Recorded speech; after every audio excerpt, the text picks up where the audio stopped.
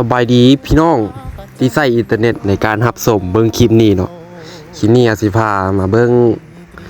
คุณตาเนาะเพิ่นขึ้นภู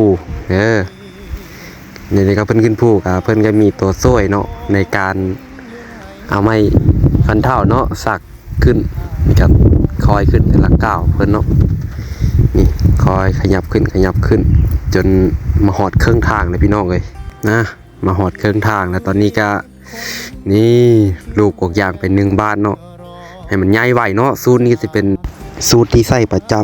ำขึ้นมายามใดก็รูปยามนั่นเนาะให้มันตื่นตัวมันมาฮอดครึ่งทางแล้วตอนนี้ก็สิเป็นค่อยวัดใจเนาะสิค่อยนี่ก็สิมีความสั้นประมาณ90 องศาเนาะระดับสั้นจี๊บ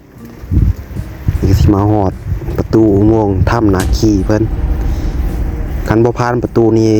แสดงว่ามาบ่ฮอดโซนเพิ่นว่านะมันก็ต้องได้รอดเพื่อเป็นสิริมงคล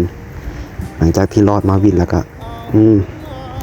ผ่านไปอีก1 วันเนาะมื้ออื่นก็ยังสิขึ้นมาอีกอยู่เพิ่นเนาะ